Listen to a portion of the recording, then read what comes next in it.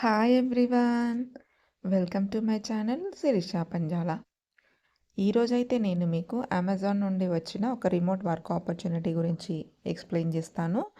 So వాళ్ళకైతే transportation representative అనే job role గురించి వేకెన్సీ ఉంది. సో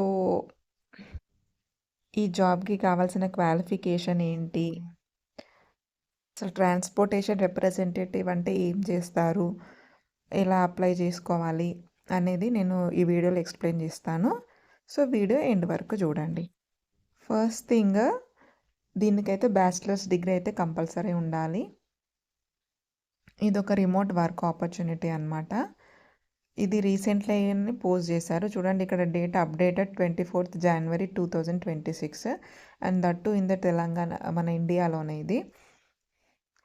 సో దీనికి యాక్చువల్గా దీని కీ రెస్పాన్సిబిలిటీస్ ఏంటంటే, యాజ్ అ ట్రాన్స్పోర్టేషన్ రిప్రజెంటేటివ్ మీరు డెలివరీ పార్ట్నర్స్ కానీ మన ట్రాన్స్పోర్టర్స్ కానీ వీళ్ళందరి మధ్యలో కోఆర్డినేషన్ చూసుకోవాలన్నమాట.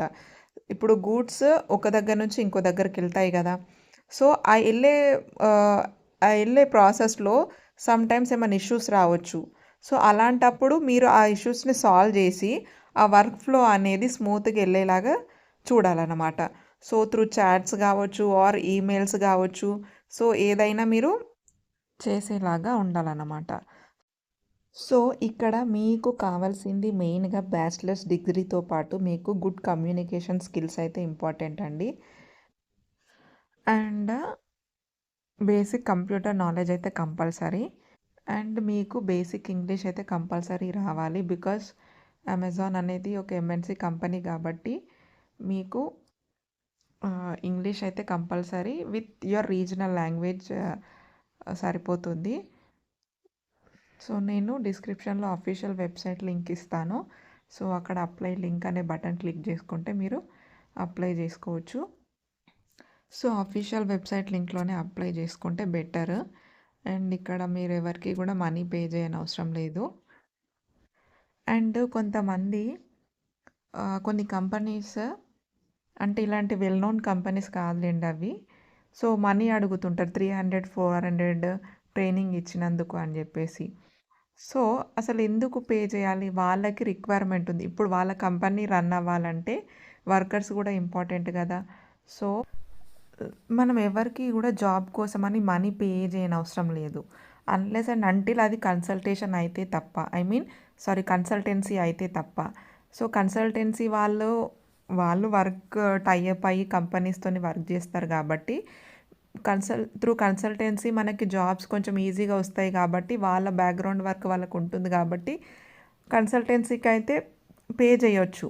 అందులో కూడా మనం జెన్యూన్ వెతుక్కొని పే చేయాలి. ఎవరికంటే వాళ్ళకి మనీ పే చేసి మాత్రం మోసపోకండి.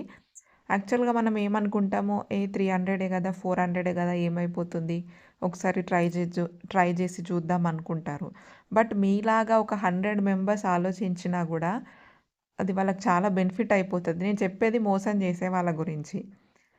So as much as possible మీరు ఓన్గా జాబ్ తెచ్చుకోవడానికి ట్రై చేయండి without paying money to anyone అనమాట. మీకు అలా వర్కౌట్ అవ్వట్లేదంటే జెన్యూన్ కన్సల్టెన్సీస్ని వెతుకొని మీరు అలా కూడా వర్క్ తెచ్చుకోవచ్చు. అండ్ అదే కాదండి, అమెజాన్లో వర్చువల్ కస్టమర్ సర్వీస్ అనే రిమోట్ వర్క్ ఆపర్చునిటీ గురించి కూడా ఇంకా వేకెన్సీస్ ఉన్నాయి. దీని గురించి నేను ఆల్రెడీ వీడియో చేశాను. బట్ ఇంకా కూడా ఆ వేకెన్సీస్ రన్ అవుతున్నాయి. Like in Telangana, Delhi, so Maharashtra, so ఇలాంటి స్టేట్స్లో అవైలబుల్గా ఉన్నాయి. సో ఇంట్రెస్ట్ ఉన్న వాళ్ళు దానికి కూడా అప్లై చేసుకోండి. ఈ వీడియో నచ్చితే లైక్ చేయండి, షేర్ చేయండి, కామెంట్ చేయండి అండ్ మోస్ట్ ఇంపార్టెంట్ సబ్స్క్రైబ్ చేసుకోండి. Thank you.